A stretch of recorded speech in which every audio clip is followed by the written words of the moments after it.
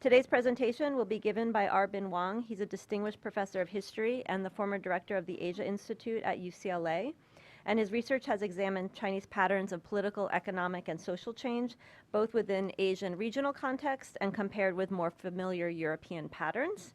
And he's the author of many books, The Politics of Economic Change in China and Europe from Harvard in 2011, as well as many others. So I'm going to shorten the introduction, which was almost like half a page, and so we can get immediately to Professor Wong's presentation. Today he will be speaking on China and Europe in global economic history, from Europe's divergence to China's convergence. Please join me in welcoming him. Thank you.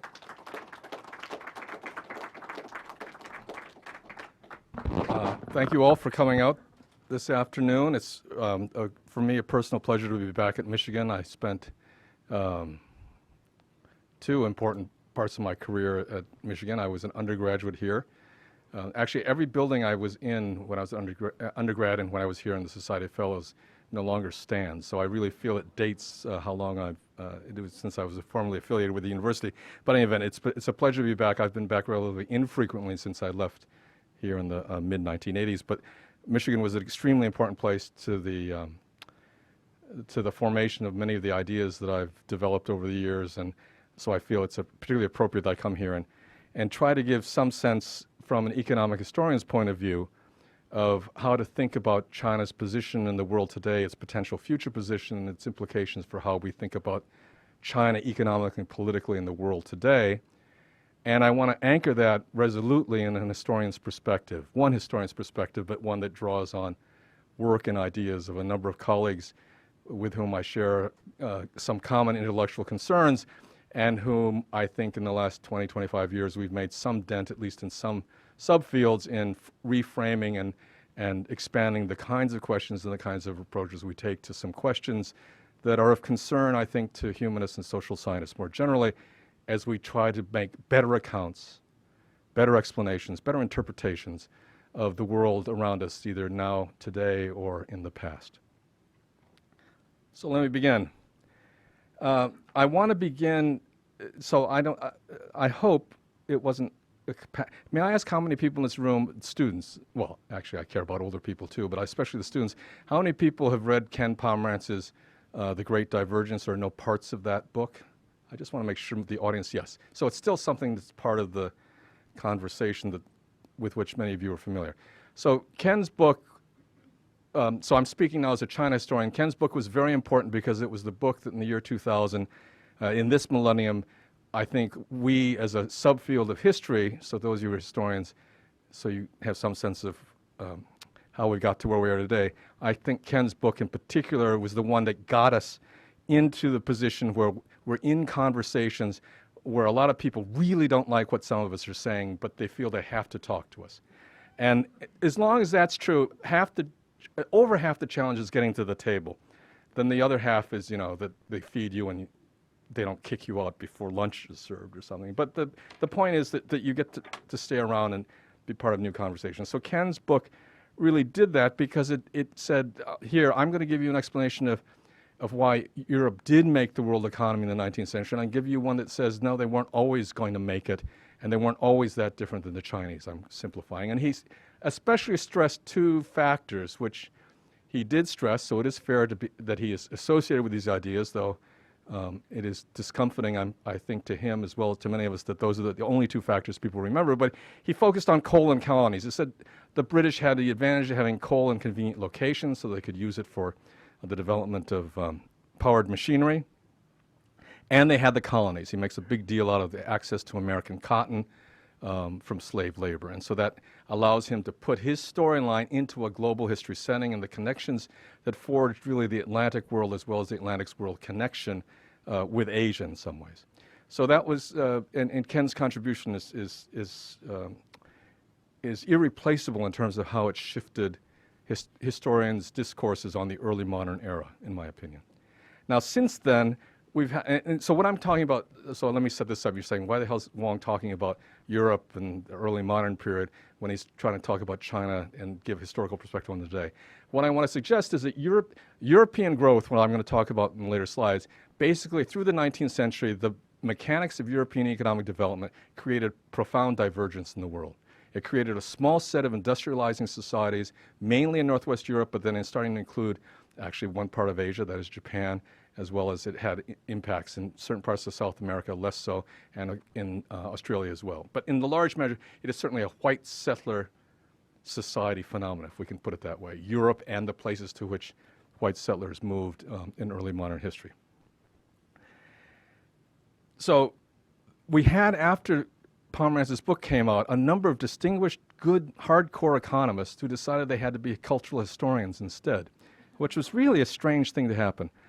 The first, so we have, and I won't go through, I don't have time to really go through how each of them does their work, but I just, two of the most important are Deidre McCluskey, who has a trilogy on bourgeois ethics, virtue.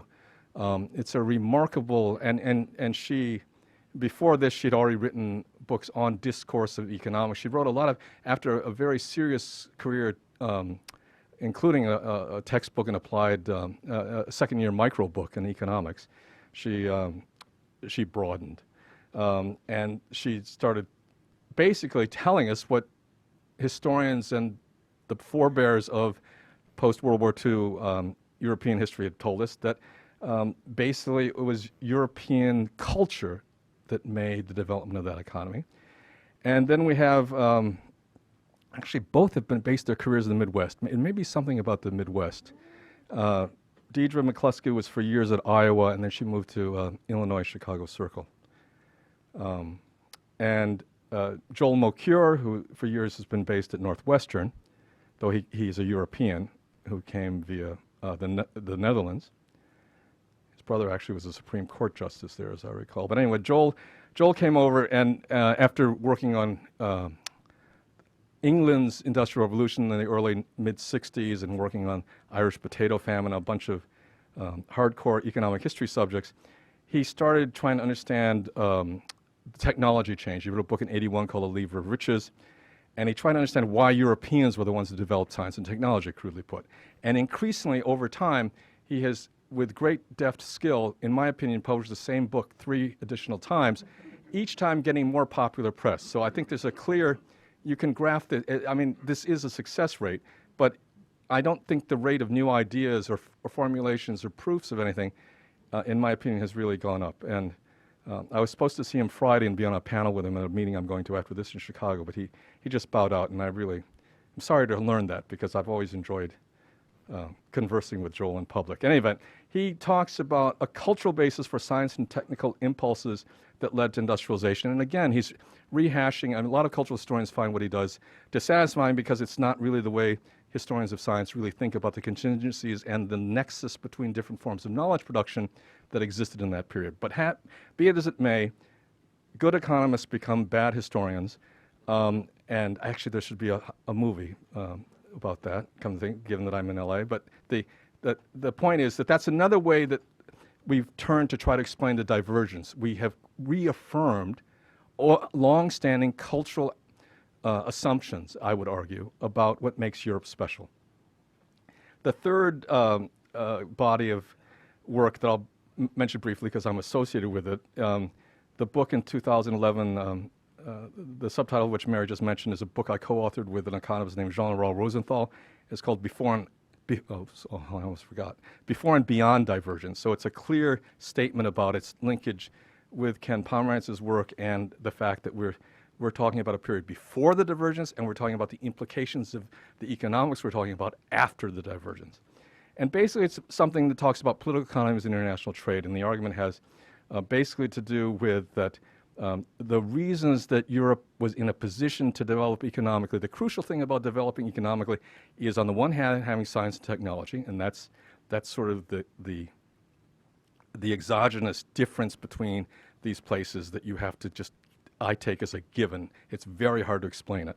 And I don't think these cultural explanations really meet the standard of what we would call an explanation in social science. So what Rosenthal and I did was we said, look, as we look at Europe, one of the things that's clearly different between Europe and China is the scale of political integration. And in fact, one of the hallmarks of European, early modern Europe and the formation of states, and this is something I studied when I was at Michigan as an undergraduate, It was at a period when my mentor for years, in fact, for the rest of my life until he passed away, was Charles Tilly. And Tilly, in the late 60s and early 70s, was doing his work for the book that he edited. It was published in 1975, The Formation of National States in Europe, or whatever it was called, the Princeton book. And he followed it up with a major book in 1990, revised it in 92, which is his big book on European state making.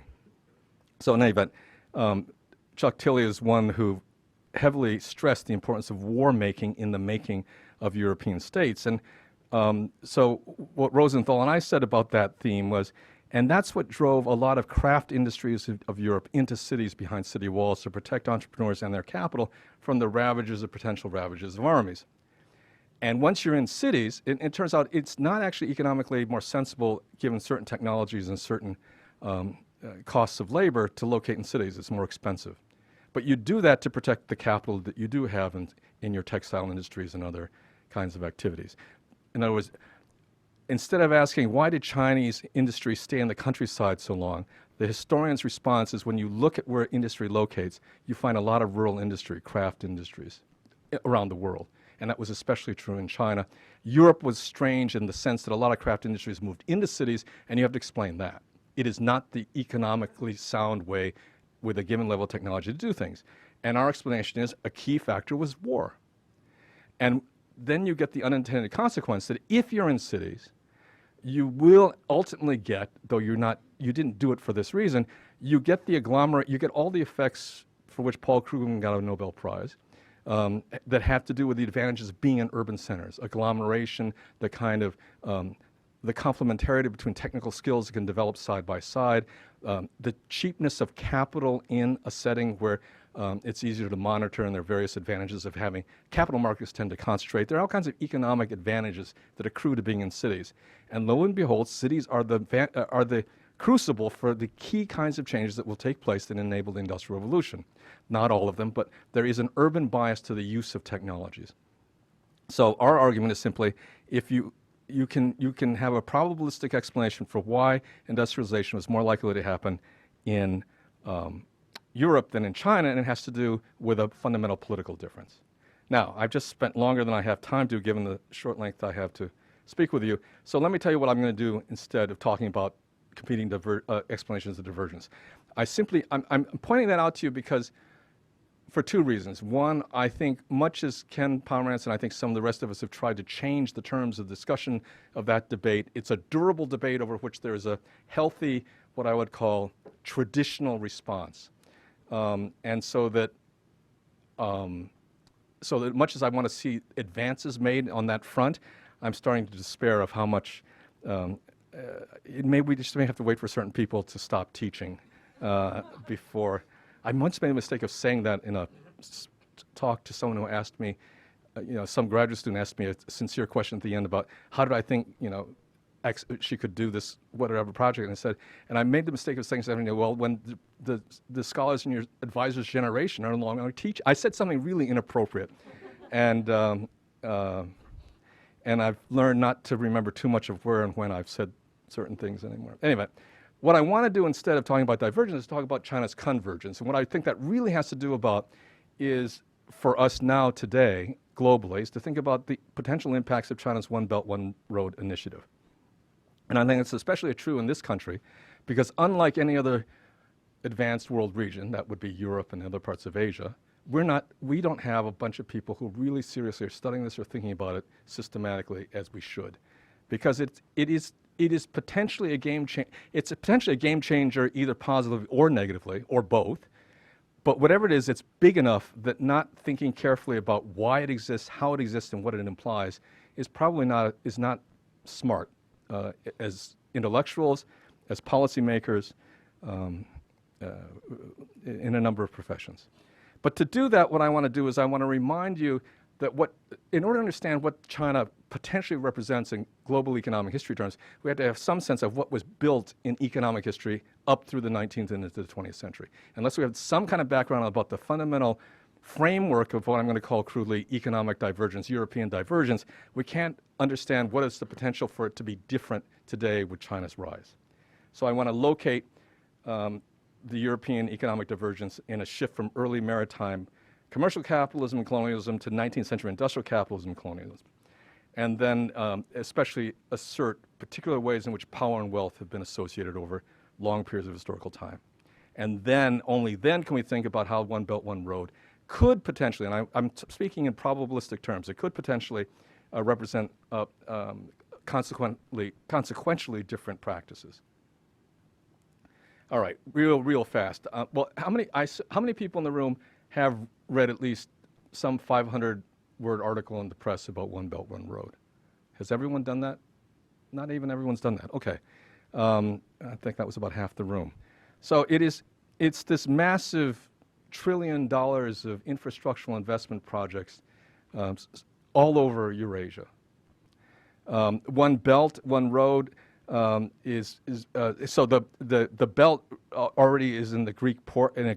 They're already in the Mediterranean. The Chinese they were invited to take over a Greek port and develop it, but they're doing port development, they're doing rail development, they're doing road development.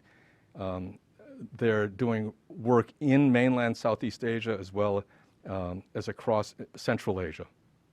And they have the background of the lessons they learned from their massive projects both in Africa and Latin America in the preceding decade. So this is an initiative that was announced 2 years ago. Xi Jinping announced relatively recently this major initiative. And it really is in many ways, a bold vision of Chinese aspirations to make a global statement about transforming the economy. And of course, there's huge implications politically. So the three economic features of One Belt, One Road, and the two large political uncertainties are as follows, it seems to me. One large feature, and these are features we don't see in a lot of, when we think of development in either economic history or within development economics, we usually take much smaller units of observation and analysis. But what the Chinese are doing now is they're linking issues of their own domestic economic development to foreign economic development on a basis of mutual benefit. And by this I mean that, and this is a market shift in how they've seen their own economic reform, where if you recall that big move into developing the western half of the country, that move was still all predicated about infrastructural investments that created the industrial bases in the western half of the country that will allow for both production and for integration into a national economy. And what they really decided that there are certain parts of the country that remain peripheral and poor that are on borders, either in Central Asian borders or on Southeast Asian borders, land borders, that would benefit from cross-border trade, from the development of roads, railroads, ways of making markets work in that part of China and the corresponding areas on the other side of borders. And that would perforce only work if parties on both sides benefited. So that's part of the incentive, and it's the first time that a developing country, which China still is, has a vision of development that links its own success very explicitly with developing another poor place, at least as far as I'm aware of. Secondly, it really is conceived as, and only in some sense the Chinese can arguably think in such large and multi-layered terms, because it admits of thinking of a remarkable amount of uncertainty and almost chaos at the same time as there's the claims of clarity and vision that clothe the whole thing. And there's something that comes from, I think, a tradition of being able to imagine acts of remarkable clarity coming from simplification of what you see, and the recognition there's great diversity, variation, and multiple actors actually working on underneath.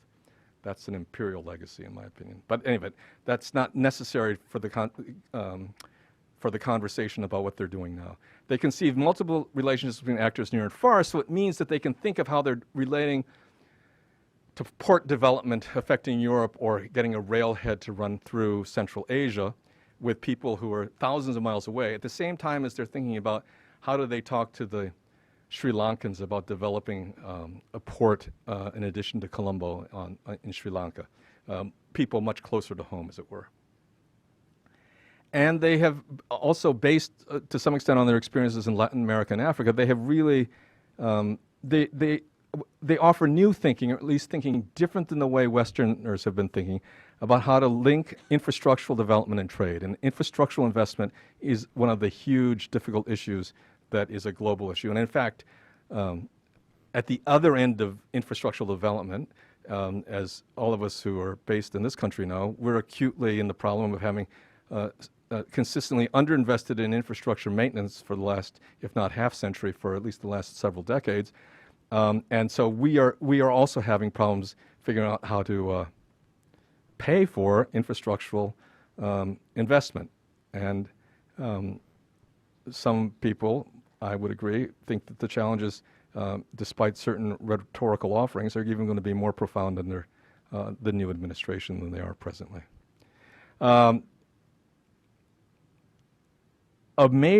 Two major facts politically. The Chinese are dealing with fragile and unstable polities through Central Asia for some of these projects. And there seems, and I'm putting this hypothetically because my day job as a historian doesn't give me enough time to keep up with all the literature that is produced on this subject, but it seems that there is an assumption that they can produce credible relationships with fragile governments, which no one else tends to believe. And that I think what lies behind that is an assumption possibly that you don't insist on good institutions before you're willing to work with people to create development. Because if you do that, you'll never get development, because they will never have good institutions. It's very easy to tell people that, well, you should be like us. You should have the rule of law. You should have this and that. It turns out it's a very different proposition for people to tell other people, well, how do you create them? To do that, you'd have to think, well, how did we create them? And how do we think we can transplant our historical, whoever we are, our historical experiences into another setting? It is not some things move easily than others, and political structures have not turned out to be a heck of an easy thing to move. So it seems to me the Chinese seem to be having a proposition that, look, if you create the basis for material prosperity, you can build better institutions on top of that. And it's very hard for me not to think of Mencius and a tradition, at least a theme within a long tradition that has that as a logic. And I don't even think Chinese leaders have to be thinking, they don't have to be able to quote Mencius to be influenced by that basic proposition. It's just any more than Doug North had to have to really understand English legal history to believe that unless you have the right institutions, Douglas North, of course, being the father of new institutional economics and the Nobel laureate who has blessed and cursed us with a particular view of institutional economics, the religious impact of which matters for people who do economic history, and those of you who don't, it's someone else's problem. But it is important that we have an understanding that the Chinese are operating according to a different set of assumptions that may have deep roots, but have very likely potentially different outcomes. Either they will fail in massive ways, or they might actually prove to be right in some cases. And I think they may also be thinking, with all the excess foreign currency they hold, they can fail any number of times. If they succeed in a fraction of them, they will have materially made more difference and more benefit for themselves than not doing any of this. I mean, I'm imagining that proposition, but it seems to me it's difficult not to have some notion of a mix of successes and failures for something of this scale to be attempted. So what we have to wonder about is whether China's economic rise and its impact in the world will or will not be different from that of other major powers in modern global economic history. So I'm saying that there is a difference in the relationship between domestic and foreign economic development.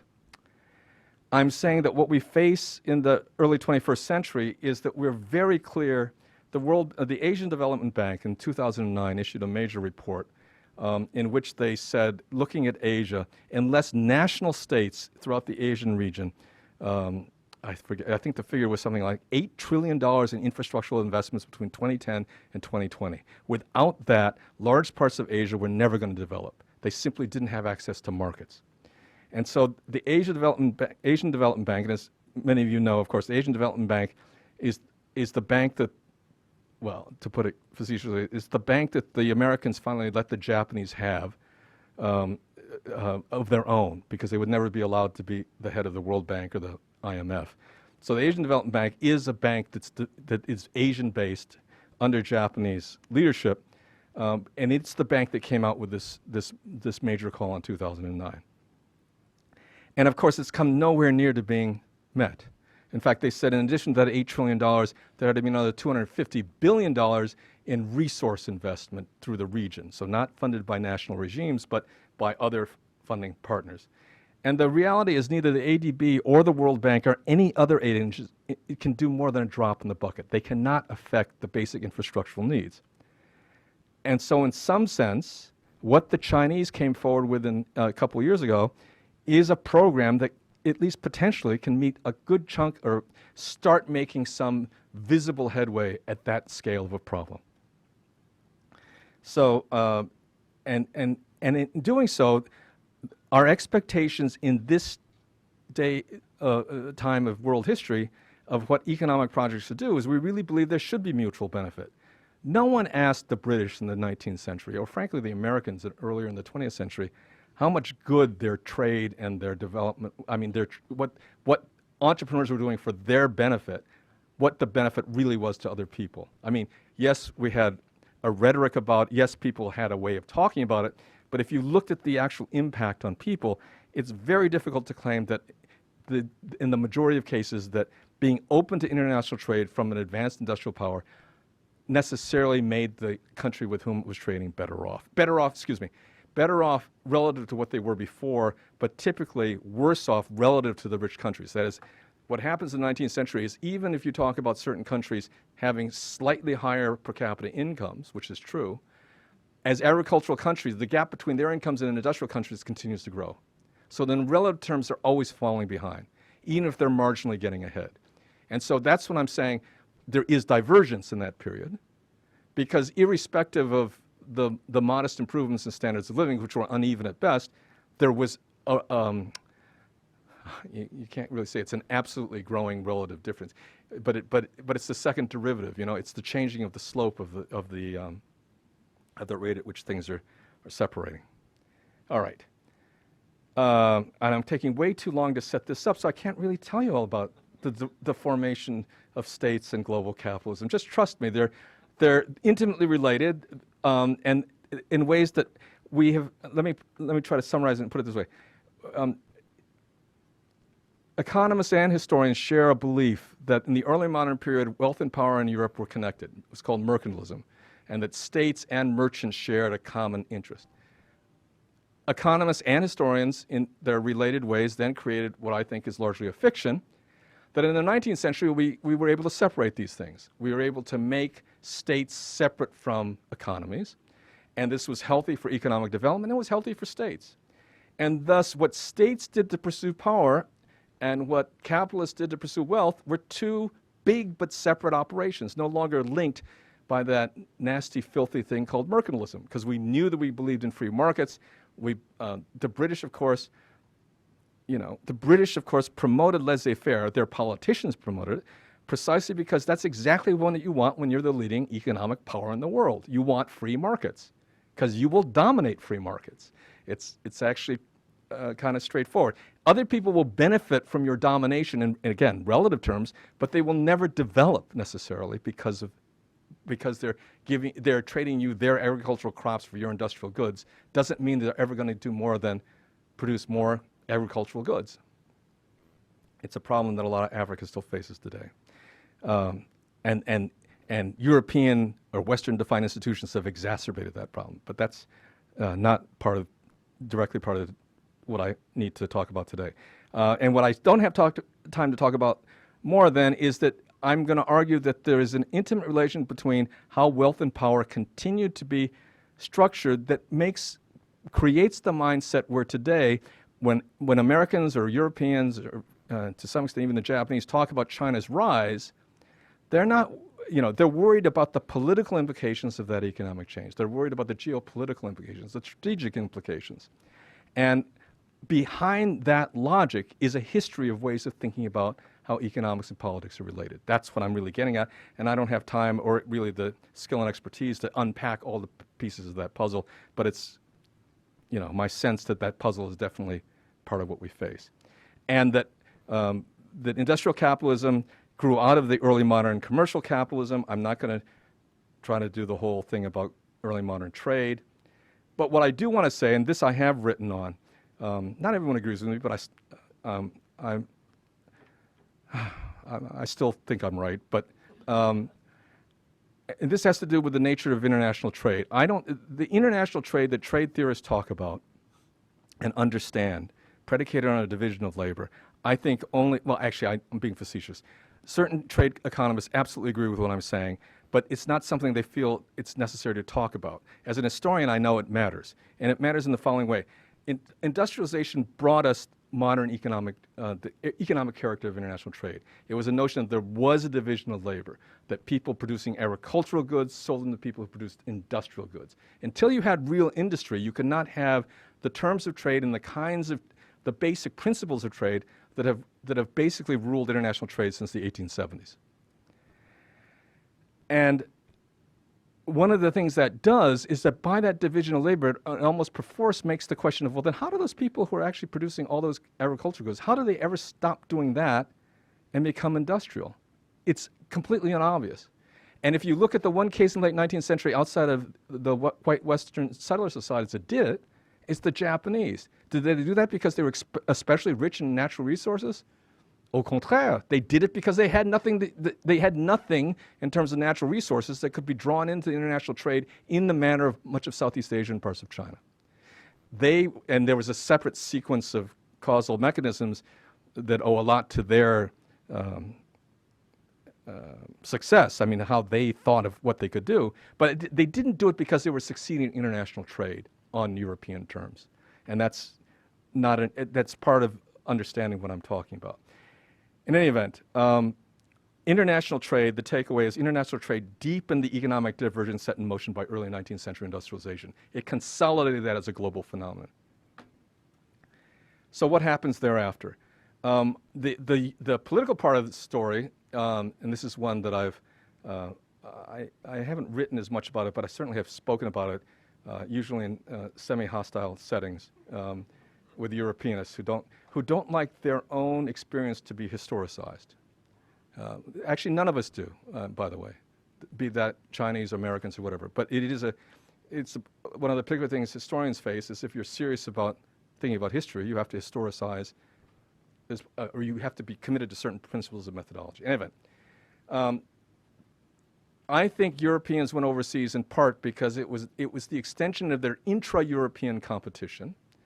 And it was the extension of that competition to other parts of the world with the same principles of trying to amass wealth and use military power.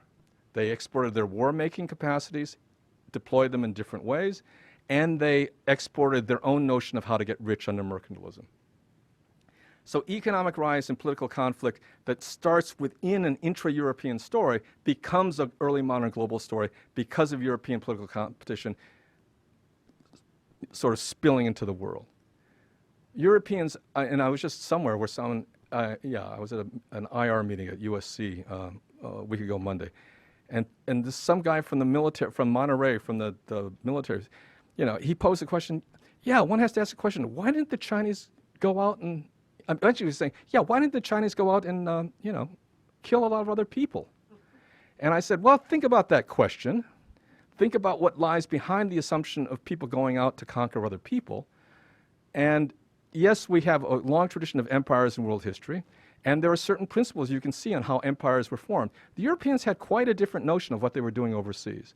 And I said, I think we have to pay tribute to what's historically particular about what the Europeans did. And we can't always ask, why didn't the Chinese do what they did? Sometimes what the Europeans did is particular what they did. Just as you talk about the Chinese, well, they did that because it's peculiarly Chinese. It's no less peculiarly European to do what the Europeans did. Okay?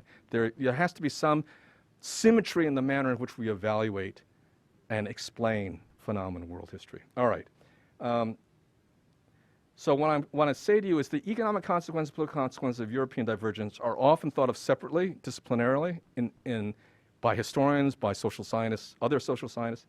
But in fact, the relationship between wealth and power that was crystallized by early modern Europeanists is transformed There is a curious alchemy that makes it into something that looks different to people in the 19th century, but I want to tell you that the intimate relationship is part of what makes the issues of how we look at global security today the outcome of a combined political and economic set of concerns. And the reason we fold in certain kinds of notions about the political anxieties and what's military about them, I think, has a kind of lineage that goes back to this period. After Europeans industrialized, it was a different game of how you had growth. I don't have time to tell you anything about that. I will just remind you, because this is the Center for Chinese Studies. In the Chinese case, and actually I realize I sort of feel like this is your 10-day period of having either present or former California UC faculty come through here. Bill Alford was out here a week ago on Monday, and Bill began his career as a law professor at UCLA. And you just said Barry Naughton was just out here, and he told you a lot about the economy today. And he is, for my money, if not the best, he's one of the finest economists, including those in China, working on the Chinese economy today. So you've heard from two stellar people with California connections. And then there's me. And then you go back to people who don't have a California connection that I'm aware of. In any event, I do all this because Barry's 2007 textbook, it's impossible to agree with everything someone says in a textbook, but I mean, I think does a very nice job of at least thinking seriously as an economist about what the historical legacy before 1949 is. I'm going to give you one version of it, somewhat different than Barry's, but is that China really had well-developed markets and agrarian production before the late 19th century. That matters to understanding that there are institutions that existed. They were very sophisticated commercial institutions going back to the 11th century. Late 19th century Chinese self-strengthening really was top-down industrialization. Didn't work very well, but that was the logic. And there were particular ways in which officials and merchants were related in the Chinese political economy that I don't have time to talk about, but I have written about that do, and others have written about, that really do matter to understanding how that worked. Early 20th century, in striking contrast, is at the same time that from Sun Yat-sen through the Kuomintang and warlord governments all had plans for industry. The notion of creating industry, and there's a whole I think, logic for why they all had this. There are plans that don't have any reality. It is what we see in terms of industrial development in China in the teens and 20s is all bottom up. It's all by entrepreneurs. They could be British, Japanese, or domestic. But it is a social phenomenon. And it's light industry. It's not heavy industry. And it's only in World War II that the Kuomintang takes control over industry, and it does that as a wartime effort. But there is, what I want to suggest, a very real legacy that's both global and particularly Chinese to the notions of states having a large role in the economy. That the Chinese in 1949 have as a, not simply, they don't only have the Soviets that they can look at. And it's not even that they have to look at these others. They just know that everyone from the 1930s forward, whether they're in the US, France, Germany, whatever, the governments have been concerned about how to manage economies. And particularly during the war, every government took over in different ways parts of their economy. And the Chinese was no exception. So when the communists come to power in 1949, the presence of states is almost ubiquitous in the way you think about economic development at that point in time. And if you go to the subcontinent, if you go to India, look at what Nehru did in India. Yes, it was a democracy, but it was also a planned economy, or at least it was an economy with aspirations of making a serious plan for industrial development. So that's the broader context in which to see the Chinese planned economy, and then there are all kinds of particular features. We think of the reform era as being fundamentally different. The importance of rural industrialization, import of foreign technologies, all the things that we teach and study, all of which are true, but importantly, I don't think any, well, that's not quite fair. There's too many economists in China. But most Chinese economists above the age of 50 or 55 do not think of reform as beginning in 1978. They think of reform as beginning earlier, because it's all been questions of reform from 49 after. And so actually, just to say one reason I respect Barry Naughton so much is Barry Naughton went to school at Yale at a time, at a very special moment in history when Chinese economists were coming to the U.S. So Wu Jinglian, one of the great economists of China in the 50s and 60s, was a visitor at Yale. So Barry Naughton was in part trained from the beginning by someone who actually understood what was going on in the Chinese economy, one of the great Chinese economists. And thus, really, there is a narrative to understand what happens after 1979 that really insists on understanding what was tried between 49 and 78. Again, that's not part of what I can do today, and I'm even running out of time to do what I'm supposed to do today. So I think I'm getting near the end, though. So in it, what I want to stress is a theme I have in what is yet still an unpublished, I'm not sure the status of it's both supposed to be a short book and a long chapter. It's supposed to be both in German and in English. And all I'll say is those are the reasons I was seduced into trying to write this. But I had to write something on 19th century global economic history. So I had to come up with some structure to explain what happened in the 19th century. And as all of you know, some non-trivial things happened in the 19th century in terms of economy. And we have many competing explanations, and we have tremendous variations. It's a mess. I mean, it's a complicated situation to deal with. And I've come up with some basic proposition that I hope to test more generally, that what made economic success in the 19th century Europe actually mattered to the 20th century as well, which has to do neither with an exclusive look at what government policies do, nor with an exclusive look at how people organize themselves economically. It really comes from recognizing that successful cases have only one real trait in common.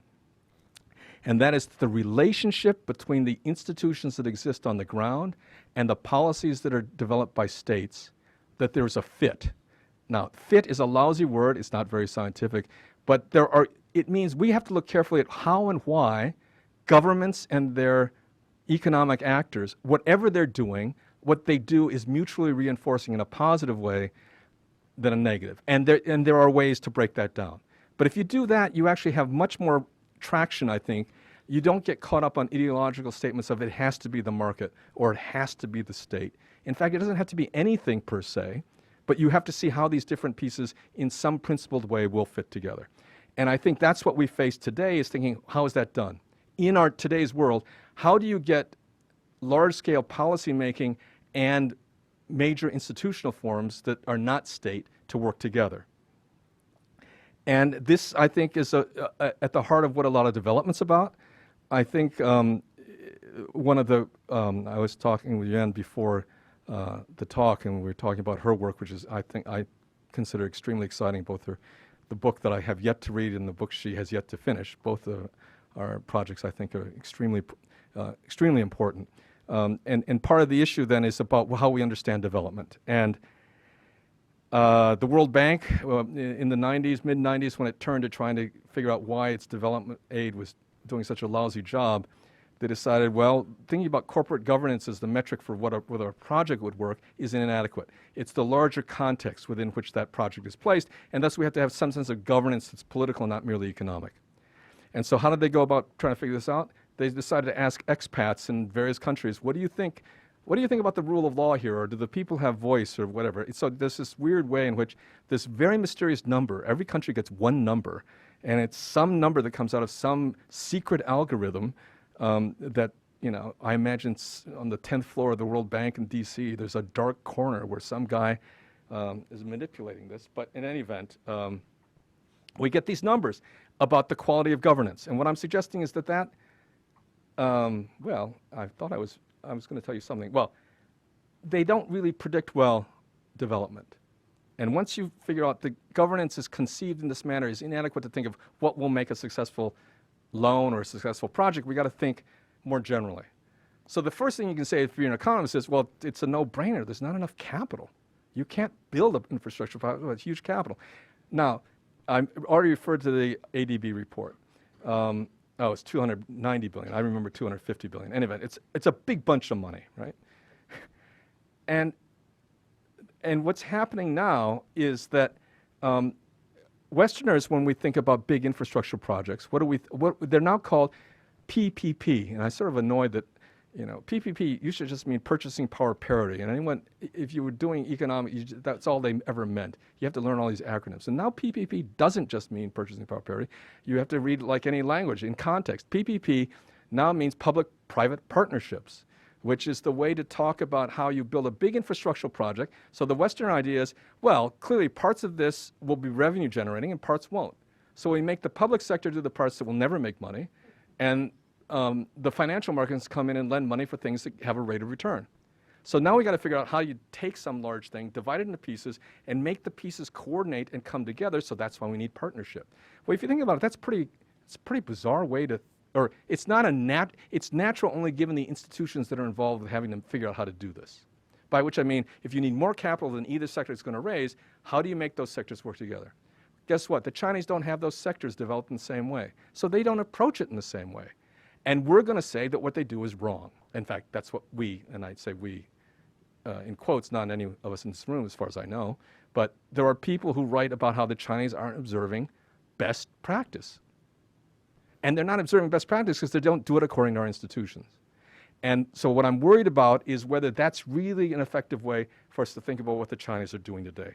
And that, at the end of the day, you don't have to read that either. I think this is my last slide, and this is where I need to get to, is that we have to ask if what the Chinese are doing today in these massive projects, because it doesn't conform institutionally to what we expect is normative.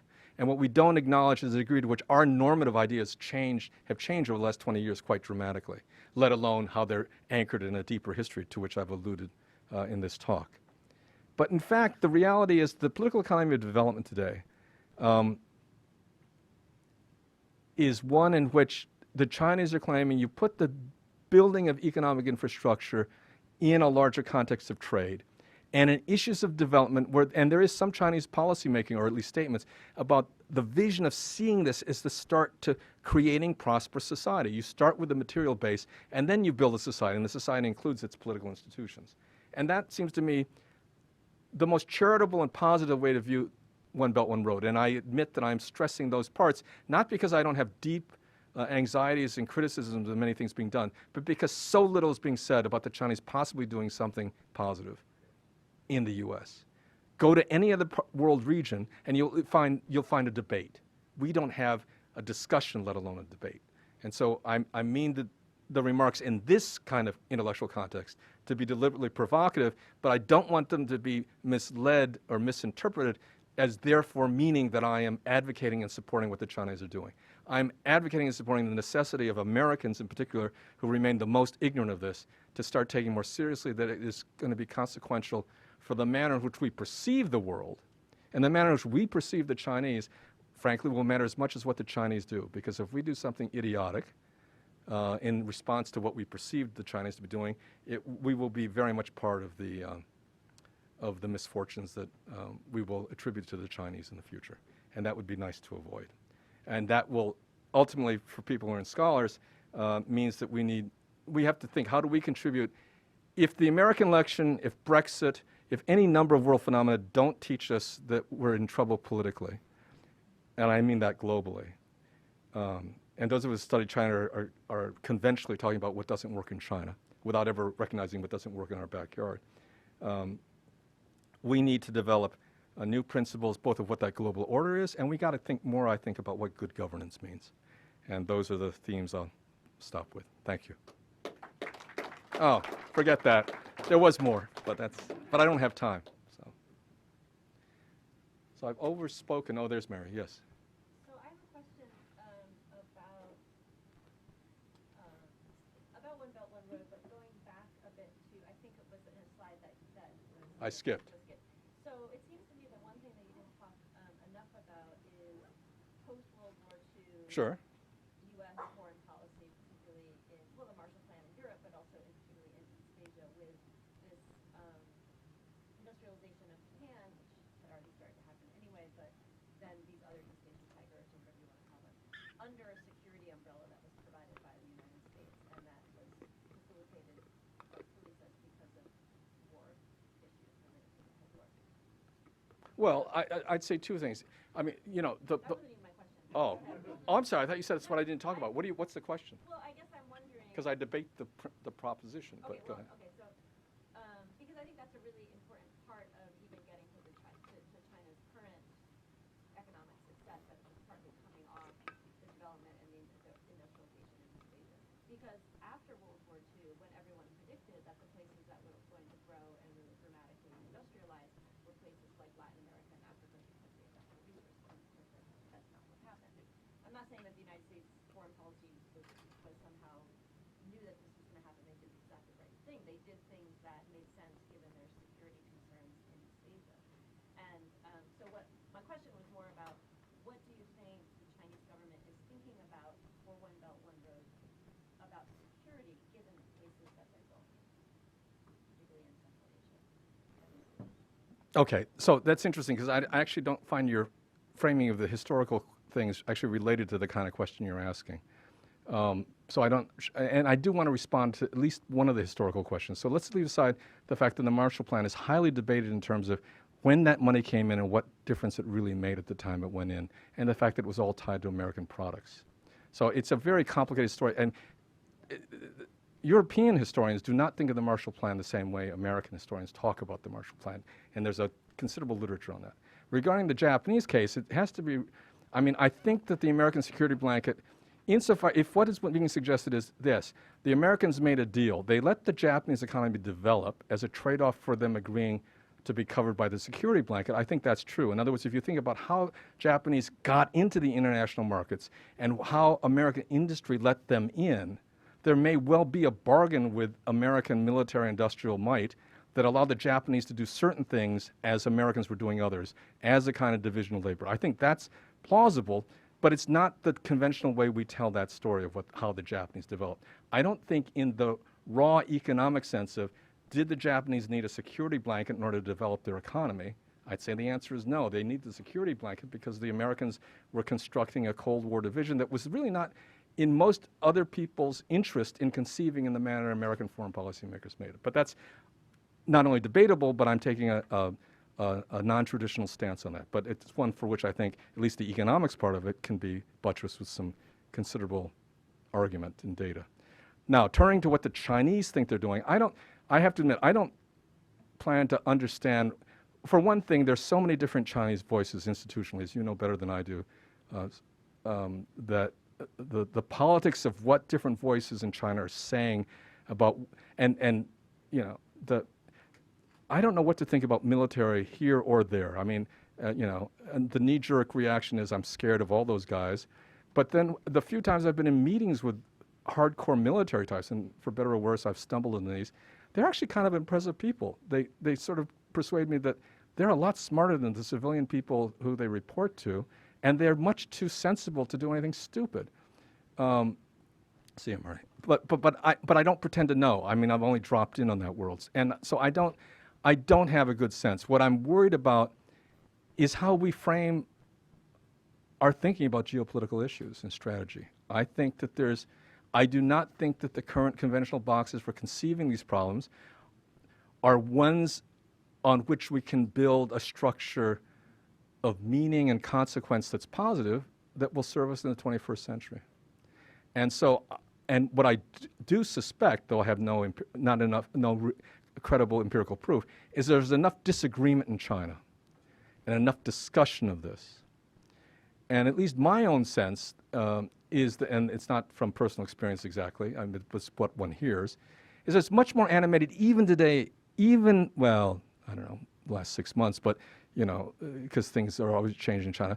But on average, typically, there's more animated discussion in Chinese Communist Party schools about these issues, these kind of issues, than we have at the Naval War College, at West Point, or any of these places. And I've almost gone to teach at West Point. I've been invited, and then the guy who was inviting me got sick. So I almost came close, because I couldn't figure out what the hell they wanted me to teach them. But I was at one point, several years ago, going to go and start visiting West Point, which I regret not having done or having a chance to do. But the point is, I'm not sure how much they're, I mean, at one level, I do know the president of Japan's military. Actually, he's, Ino will remember this person, Kokubun Ryosei, a very distinguished political scientist in Japan. You probably know who Ryosei is. But he's the president now of the National Defense University, or whatever they call it in Japan, which is their West Point. He's the only civilian leader of any of the military universities anywhere in the world. So when he goes to international meetings, everyone's in this fancy uniform, and he's in a blue suit. So it's a really interesting thing. And he's not a military background. Anyway,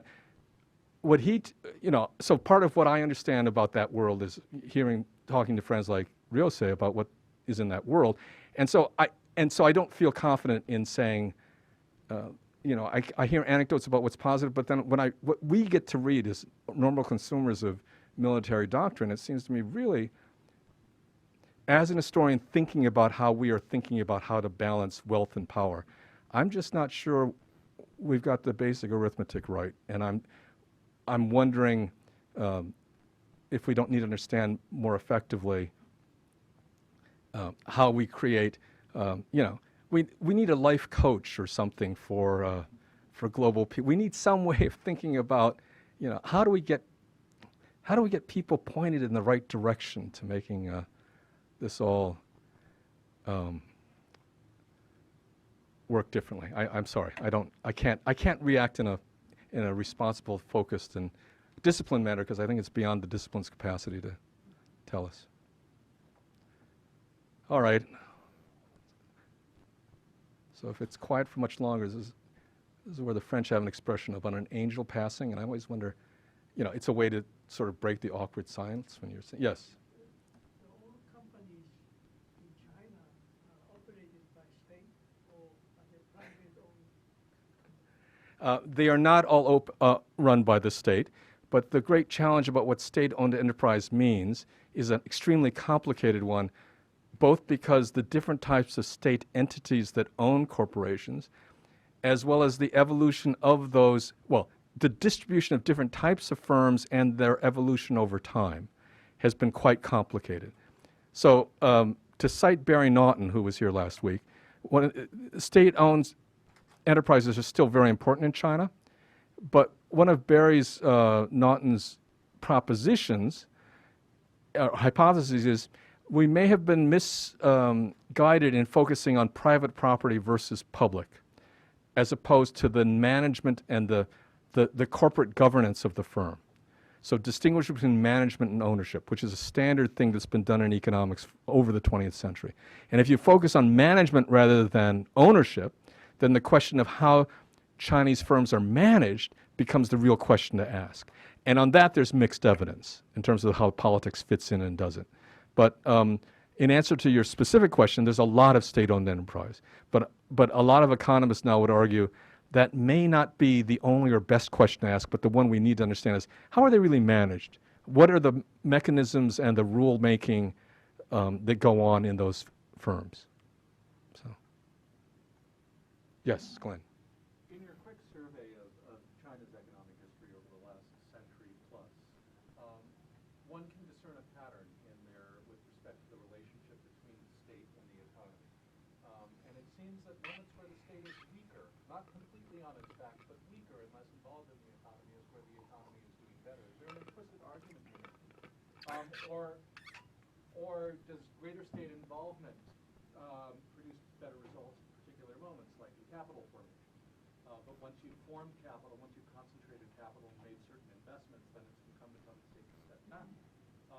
What's your reaction to that argument?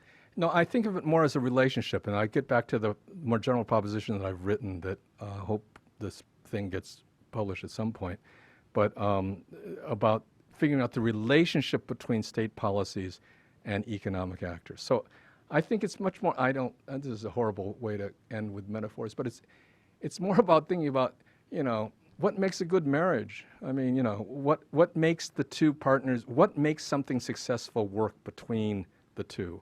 What I don't like is that either casting the state as the hero or the villain. I think both narratives are false. I think what matters is the degree to which there's a degree of intelligent foresight, dumb luck in terms of unintended consequences, or some mix of the two that makes them succeed in what they're trying to do. So I definitely don't think that the message is when the Chinese state is weak, the economy prospers. I think, because I've got colleagues who are trying to trumpet that. I think that's a little simple-minded.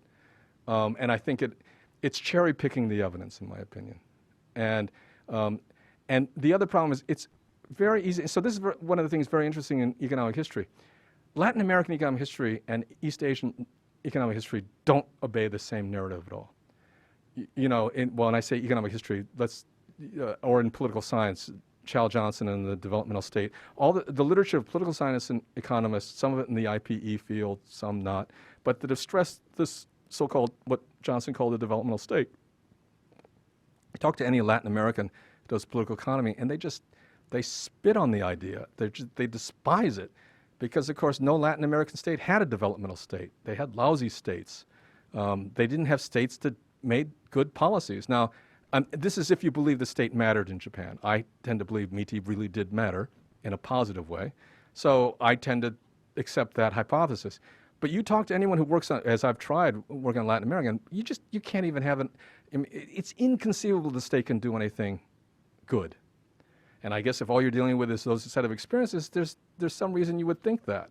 And therefore, some reason those scholars say, only when the state gets out of the way do we see things happen.